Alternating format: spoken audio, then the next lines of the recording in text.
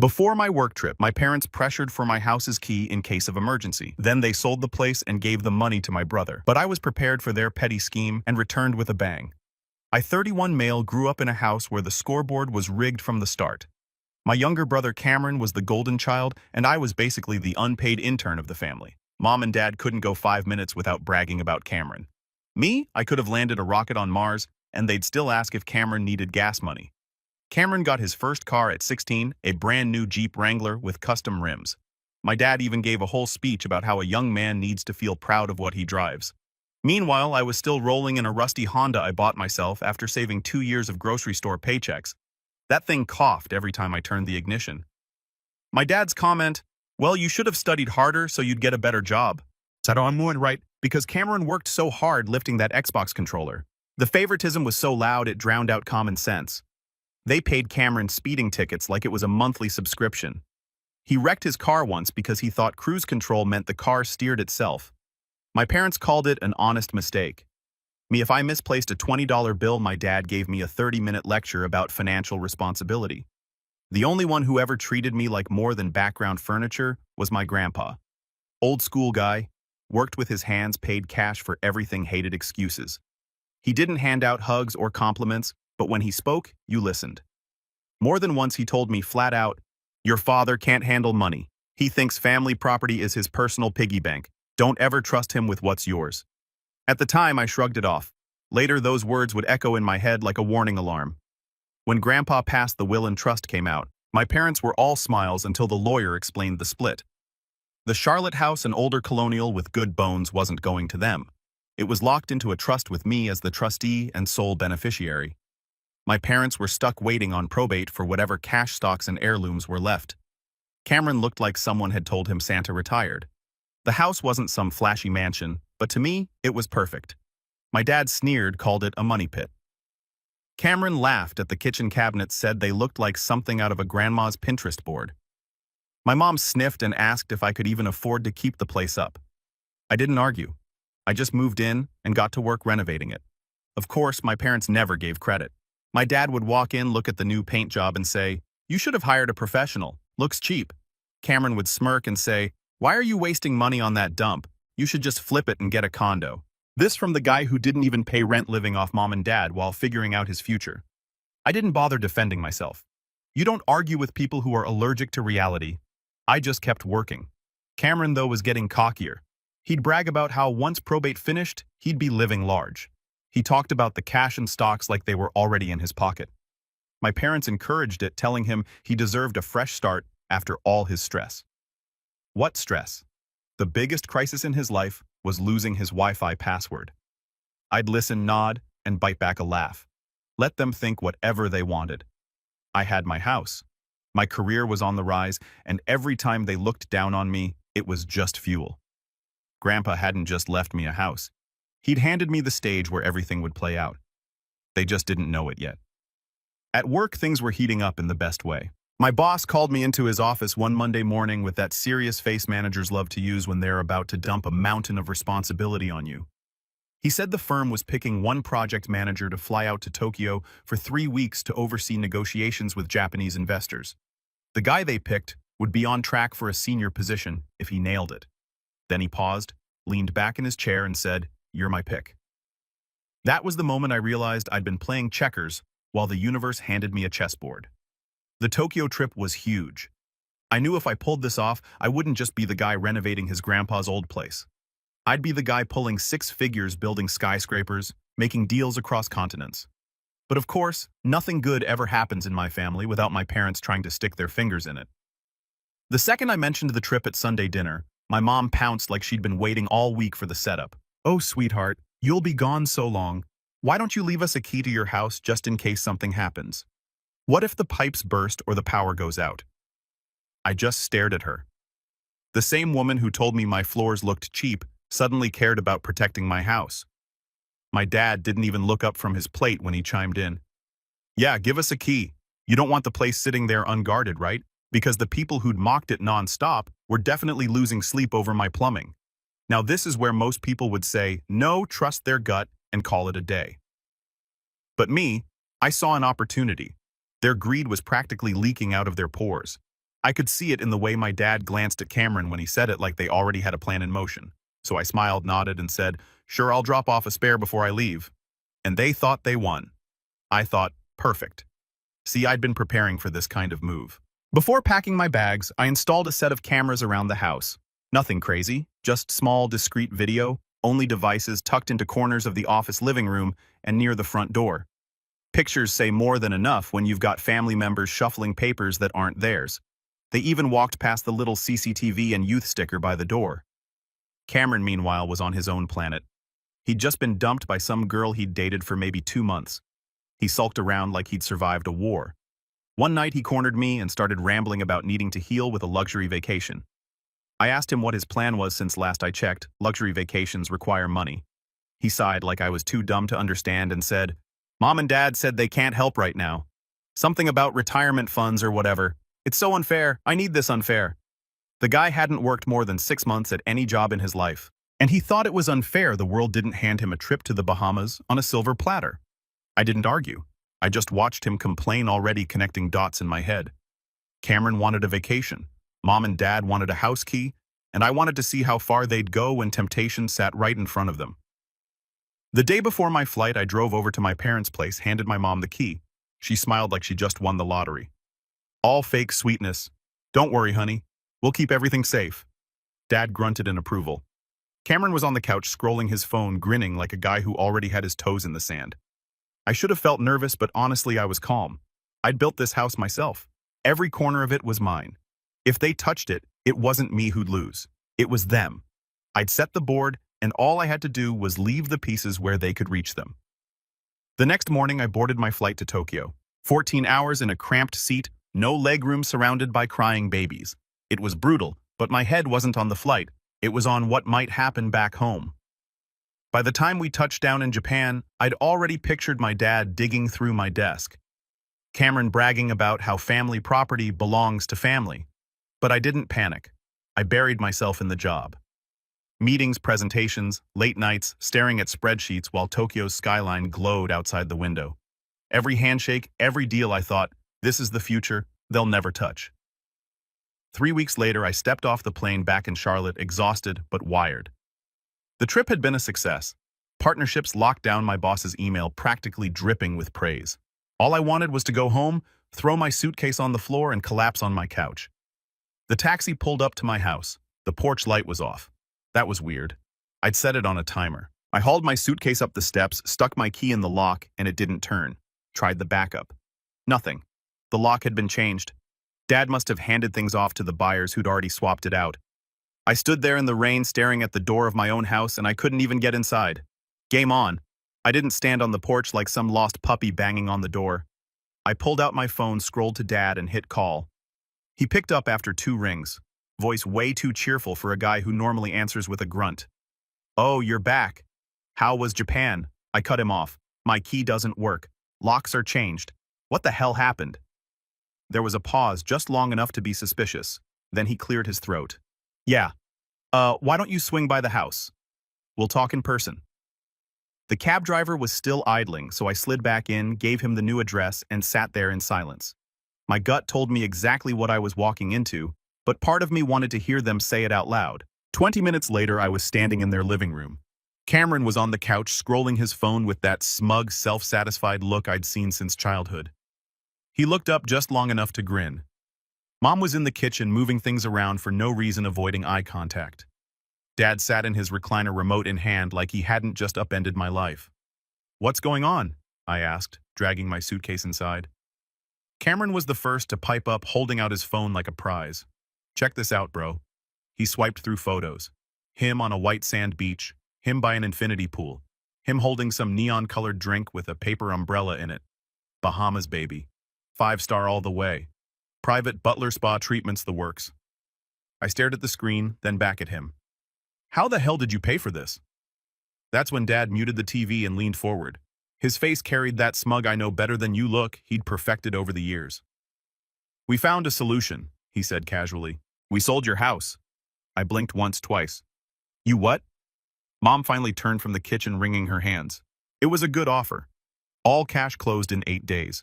Cameron really needed this trip, sweetheart. He was devastated after that breakup. Devastated, Cameron repeated, nodding like he'd just buried a spouse instead of losing a girlfriend of 2 months. I looked at them one by one, waiting for someone to laugh and admit it was a joke. But no, they were dead serious. Dad leaned back in his recliner, looking proud of himself. Family resources belong to family. That house was just sitting there soaking up money. Cameron needed healing. You'll bounce back. You've always been lucky with jobs. I raised an eyebrow.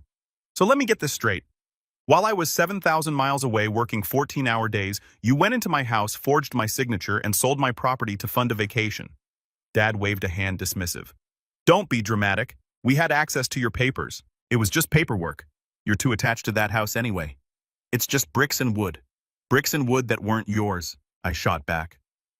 Cameron scrolled to another photo and smirked. We ate at the aquarium restaurant at Atlantis. Insane.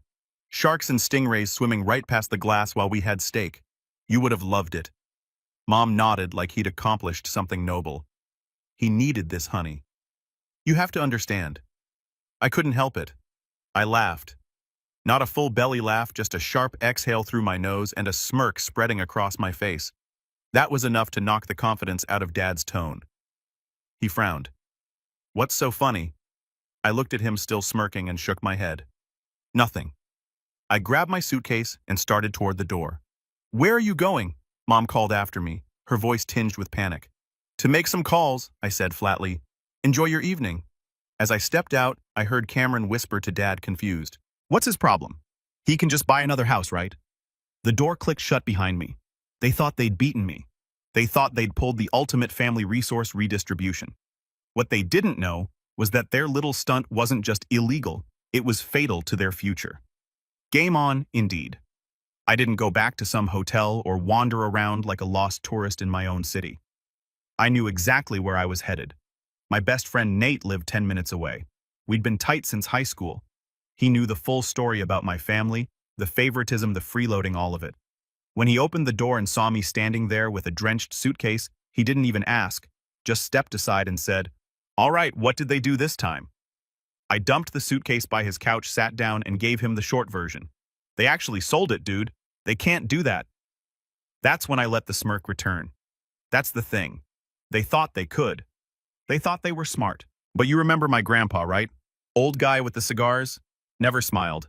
Yeah, him. I leaned back, staring at the ceiling for a second, remembering the conversation like it happened yesterday. A few months before he passed, Grandpa had pulled me into his office. The man didn't mince words. Your father's greedy. He sees money, he takes it. Doesn't matter if it's his, mine, or yours. So I'm leaving the house to you, but not just that. I'm putting a clause in the trust. If he or anyone else tampers with it, they're out. No inheritance, no cash, no stocks, nothing. The law will treat them like they died before me. At the time, I thought he was being overly dramatic. But Grandpa wasn't the type to waste words. He knew exactly who he raised and what Cameron would grow into. I sat up, looked at Nate, and said, They just triggered it. Every penny they thought they had coming from probate gone. Grandpa cut them off from the grave. Nate blinked. Wait, you mean if they tried to mess with the house? Not if they did. And yeah, they're done. I pulled out my phone, opened an app, and handed it to him. He leaned in, eyes widening as the footage played. The living room of my house. My dad rifling through my desk drawers, pulling out papers. My mom hunched over the kitchen table, pen in hand, copying my signature onto a deed. The realtor sat there sweating, and beside him was a mobile notary who barely glanced at the ID they handed over. Dad must have slipped them my old passport he'd found because the notary stamped it without a question. Everyone in that room knew it was shady, but the realtor smelled his commission and the notary wanted a quick payday. Holy, Nate whispered, pausing the video. You set this up, didn't you? I shrugged. Installed cameras before I left. Figured temptation might get the best of them. Guess I was right. It was more than a guess, though. When Mom had pushed so hard for the key, I knew it was bait. I didn't fight it. I wanted to see if Grandpa's warning would play out, and it did perfectly. The next morning, I marched into my lawyer's office. Mr. Carver had handled Grandpa's estate since forever. Silver hair, no nonsense. The kind of guy who could scare you with a raised eyebrow. I laid out the story, the forged deed, and the video evidence. He watched silently, then leaned back in his chair. This is textbook fraud, he said finally. The sale is voidable. You're the trustee. Only you can sign off and your signature was forged. A court will rescind the deed and the buyers will be made whole through title insurance. The DA will be interested too. And the clause? I asked. He slid his glasses down his nose. The clause is ironclad, and your grandfather was smart. He mirrored it in both the trust and his will estate-wide. That means by tampering with the house, your parents and brother are legally deemed predeceased in all matters of inheritance, not just the house. Every dime they were supposed to get from probate skips them entirely. I felt that calm again. Not anger, not relief, just clarity. They'd sold themselves out. But Carver wasn't finished. He tapped his pen against his desk. There's something else you should know. That money from the fake sale didn't just go to a vacation. Your brother had outstanding debts, significant ones. Credit cards, private loans, even some shady crypto deals. A good portion of those funds went to paying off collectors before they came after him publicly. I tilted my head. So the Bahamas trip was just the Instagram version? Exactly. A cover. If those debts had gone public, your parents would have been humiliated. So they used your house to plug the hole. I couldn't help it. I laughed. Nate glanced at me like I'd lost it, but I shook my head. They committed felonies to save a loser from his own gambling problem. You can't make this up. Carver raised a hand. Don't laugh too much yet. The DA may offer plea deals, but there will be consequences. Restitution, probation, possibly community service. And your brother? He'll be liable for every dime of that vacation money.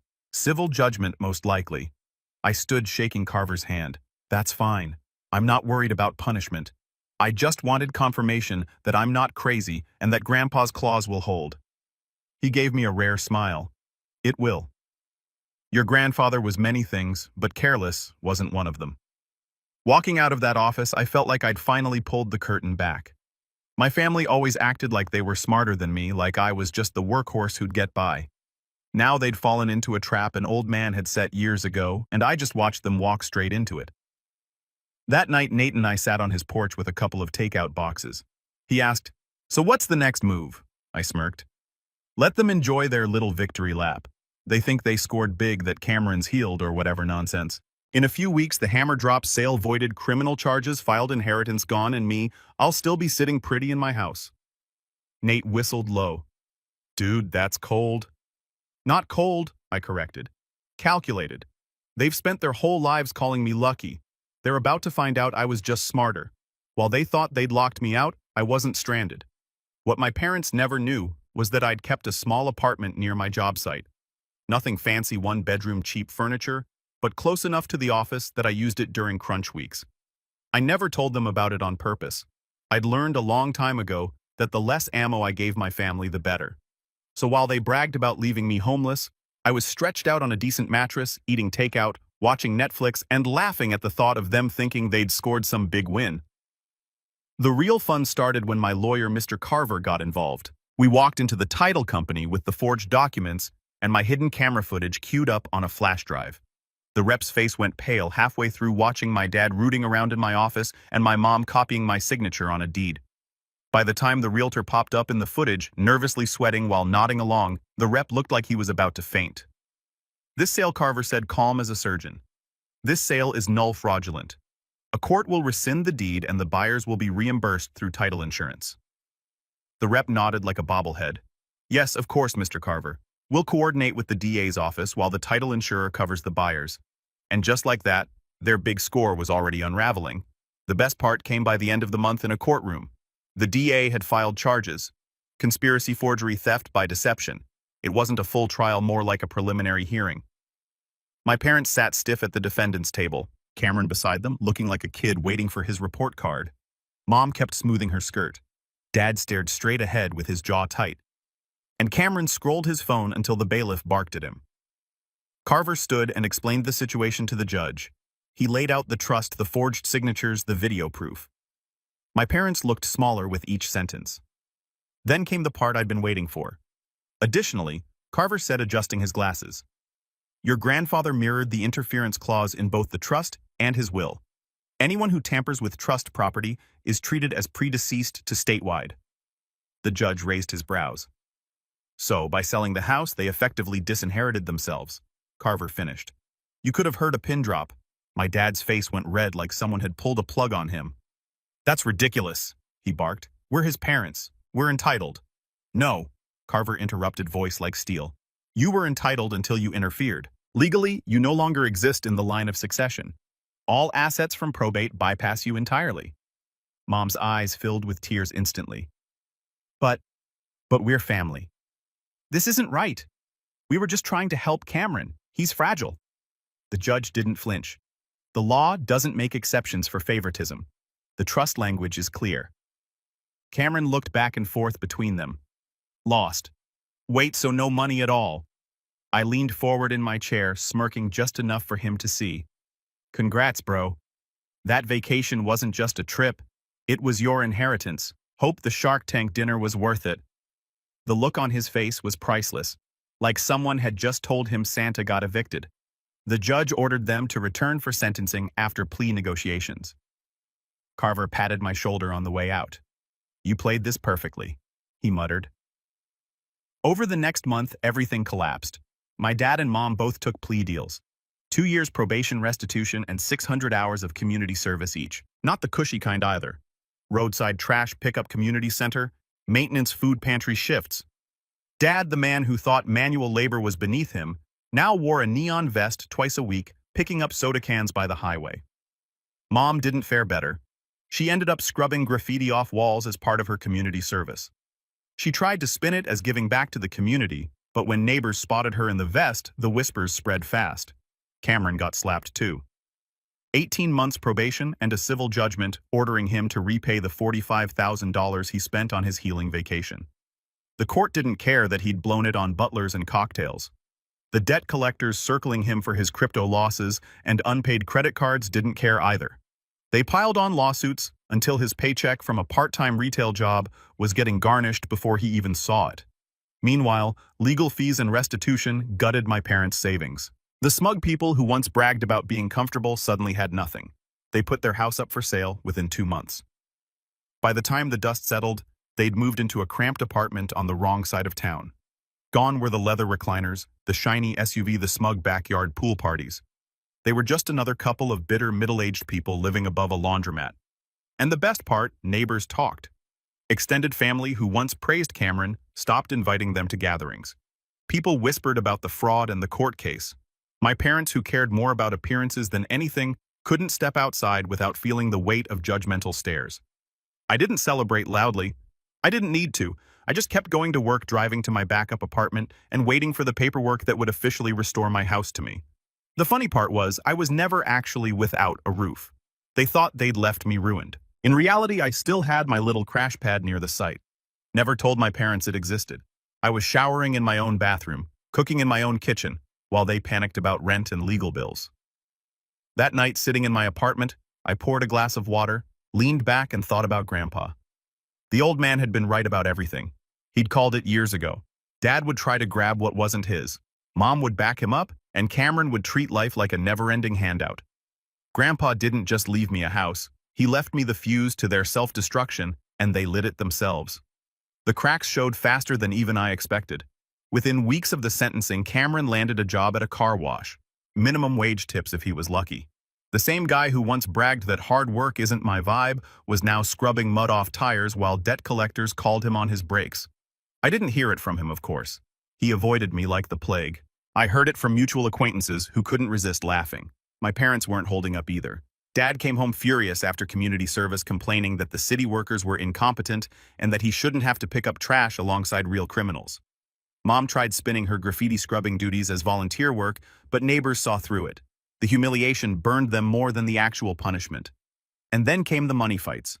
Without their savings, everything was tight. Rent on their shabby apartment, restitution payments, groceries, all suddenly unfair burdens. I knew because I started getting the texts. Mom, honey, maybe you could loan us a little just to cover rent this month. We'll pay you back. Promise. Dad is your father. I'm asking you to step up for the family. Don't forget who raised you. A Cameron. Bro, if you help me pay off this one collector, I can flip it into something bigger and pay you back double. You trust me, right? I didn't reply. I didn't need to. Watching them spiral was enough. The implosion came to a head one night. About 2 months in, a cousin of mine spilled the story after attending a family dinner. Apparently, Dad snapped first. He yelled at Cameron across the table, calling him an ungrateful brat who dragged them all down with his selfishness. Cameron fired back that it wasn't his fault. They were the ones who signed the papers and forged my name. Mom tried to play peacemaker, but Dad turned on her too, accusing her of babying Cameron into a man-child. It got so heated the cousin said the neighbors called the cops over the noise. No arrests, just warnings. But the embarrassment was enough to turn their arguments into daily routine. Soon after, Cameron tried a new strategy, flipping on his own parents. Word got around that he'd met with a debt counselor and told them the whole fraud had been his mom and dad's idea, not his. He played the victim card, saying he just went along because they pressured him. Of course, Mom and Dad didn't take that quietly. Dad stormed into the counselor's office the next week, demanding they correct the record. Mom sobbed to anyone who'd listen, insisting Cameron had betrayed them. The golden child had officially become the scapegoat. I didn't have to lift a finger. They were eating each other alive. Meanwhile, I kept living my life. Work was going better than ever. Tokyo had put me on the radar, and I was tapped to manage a new multi-million-dollar build downtown. Long hours, sure. But every late-night drive back to my apartment reminded me why I kept my distance. My career was climbing while theirs was buried under debt and probation reports. The funniest part, extended family stopped talking to them altogether. At one birthday party, I overheard an uncle mutter. They thought they were clever, and look where it got them. Not one person defended them anymore. Even relatives who used to side with Cameron started keeping their distance. My parents hated it. They'd built their whole identity on appearances, and now they were invisible. One night, Nate and I were having beers on his porch when my phone buzzed. Another text from Dad. This one was angrier than usual. You're smug now, but don't forget we're still your family. One day, you'll need us. I showed it to Nate, who nearly spit his drink. Need them for what? Lessons in fraud. I shrugged. Exactly. They think blood entitles them to loyalty. But Grandpa saw through it, and so do I. The truth was, I didn't need revenge anymore. The claws, the court, the debt collectors. They'd done the heavy lifting. My family had turned on me for years, and now they were turning on each other. My job was just to watch. By the third month, Cameron had stopped speaking to my parents completely. He blamed them for ruining his future. My parents, in turn, started telling people Cameron was mentally unstable and a disappointment. The golden child crown had finally slipped, and they didn't know what to do without their favorite to prop up. And me, I stayed quiet, patient, steady. Every time I pulled the county record and saw deed rescission stamped across the top, I felt that same calm smirk tug at my lips. The house would be mine again soon, officially. My family had set the fire, and all I had to do was sit back and enjoy the warmth. Months later, the legal machinery finally finished grinding. The forged deed was rescinded by court order, and the buyers were reimbursed through title insurance, and the Charlotte house officially landed back where it always belonged, in my hands as trustee and sole beneficiary. The title paperwork came through one gray morning in the mail. I remember opening the envelope, reading my name on the deed, and feeling a surge of quiet satisfaction. Not excitement, not relief, just confirmation. It was mine again, the way Grandpa intended. Walking through the front door was surreal. The house looked exactly as I'd left it. The same paint on the walls, the same workshop smell in the garage, but it didn't feel the same. Before, it had been my project. Now it was proof. Proof that I wasn't the lucky one my dad always dismissed me as. Proof that I'd been right to trust my instincts and not them. Proof that Grandpa's warning was the most valuable inheritance of all. Meanwhile, the fallout from the clause hit them like a second hammer. Probate finally closed, and the judge announced the official distribution of Grandpa's other assets, cash, stocks, heirlooms. Normally, that would have been split between my parents, Cameron, and me, but thanks to the interference clause, they were legally treated as if they had died before Grandpa. Their shares skipped them entirely. Some flowed to me directly, some to extended family, and some to a small charity Grandpa had written in. My parents sat there stunned, Cameron looking like he'd just been told the Wi-Fi was down permanently. I didn't need to say anything, but I did anyway. Congrats, I told them in the hallway outside the courtroom. You didn't just sell my house, you sold your way out of Grandpa's will. Efficient, really. Dad glared at me like he wanted to lunge, but probation had taken the fight out of him. Mom started crying, clutching her purse like it was her lifeline. Cameron just shook his head, muttering, "That's not fair," over and over. Fair. From the guy who thought a luxury vacation was medical treatment. After that, things spiraled further. The restitution payments, community service hours, and legal bills drained everything they had left. They sold their house, traded their SUV for a used sedan with peeling paint, and crammed into a one-bedroom apartment over a laundromat. Mom hated the smell of detergent. Dad hated the neighbors blasting music, but they couldn't afford better. Cameron. He moved into the apartment for a while but bailed after a screaming match with Dad. He'd taken a delivery job to scrape together payments, but between garnishments and his own stupidity, he never caught up. Word was, he owed more money than he made. Every time he posted a photo of a greasy fast food meal on social media, people in the comments reminded him of his Bahamas trip. His healing vacation turned into a running joke. They tried reaching out, of course. Letters, texts, voicemails. The tone shifted over time. First came the fake apologies. We realize we hurt you. We want to talk about making things right. Then came the guilt trips. Family is all you have. Don't abandon us like this. Finally, the begging. If you could just spare a little, we could get back on our feet. I never responded. Why would I? They didn't want forgiveness. They wanted money. And Grandpa's claws had already answered them better than I ever could. Life without them was peaceful. My career kept climbing. The Tokyo project opened doors, and soon I was managing bigger jobs, shaking hands with city officials, making real moves. On weekends, I split my time between my quiet apartment and the Charlotte house. Sometimes I'd sit in the backyard grilling steaks, looking at the garden I'd planted, and thinking about how different things looked without the constant weight of family drama. The best part extended. Family started coming around again, not to side with my parents, but to congratulate me. Aunts and uncles who used to gush about Cameron now pulled me aside, saying things like, "Your grandpa would be proud, you handled it the right way." Maybe they were late to the party, but I didn't care. Recognition wasn't the point. The point was, I'd done it on my terms. One evening, I pulled Grandpa's old pocket knife from a drawer.